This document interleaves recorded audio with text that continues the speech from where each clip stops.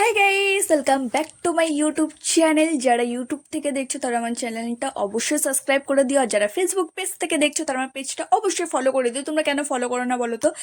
তারপর আমি সকাল সকাল হচ্ছে কি মাছ কিনে নিয়েছে, আর হচ্ছে এই দেখো এখানে হচ্ছে কি মাছের হচ্ছে কি তেল হচ্ছে কি ভাজছি। কে কে কারা কারা তেল খাওয়া, তারপর খাওয়া দাওয়ার পর বিকালবেলা হচ্ছে আমি বেরিয়ে পড়েছি, কারণ আজকে আমার এই যে বান্ধবী, এর সদ্য সদ্য বিয়ে হয়েছে। তো এ বলছে যে পার্টি দেবে, কারণ ও এখানে থাকে না, অন্য জায়গায় থাকে, তো আজকে এসেছে এখানে।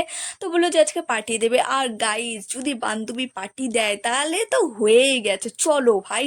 আমি তো মনে করি যদি কেউ পার্টি দেয় একদম দৌড়াবে, নিজেকে তো কোনো খরচ করতে হয় না তার জন্য। আমিও ঠিক নির্লজ্জের মতন খেতে চলে এসেছি, আমরা এই দুটো বান্ধবী, ঠিক আছে।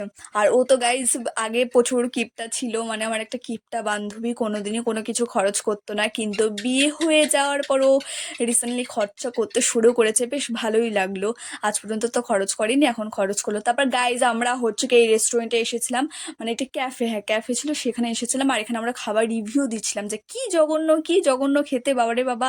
চিকেন 65 খেয়েছি নাকি কি খেয়েছি আমি কিচ্ছু বুঝতে পারছিলাম না। আমি তো জাস্ট এইটুকুনি বুঝেছি যে আমি বাঁধাকপি খেয়েছি, তার উপরে ছিল সস, আর কিচ্ছু বুঝতে পারিনি গাইজ। তারপর আসার সময় চাঁদ দেখতে দেখতে এসেছে, আর এখানে যে কি বক বক করতেছে কিছু না। আর আমার তো গাইজ প্রচন্ড ভয় লাগছিল। তারপরে আমরা আবার খেতে চলে গেছি, মানে আমাদের পেট ওখান থেকে ভরেনি। কিন্তু এখানকার হচ্ছে কি এখানকার খাবারগুলো খুবই সুন্দর ছিল, আমার তো বেশ ভালো লেগেছে। তারপর অনেকটা রাত হয়ে গেছিলো, এখন তো বাড়ি ফিরতে হবে। তো আজকের জন্য ব্লগটা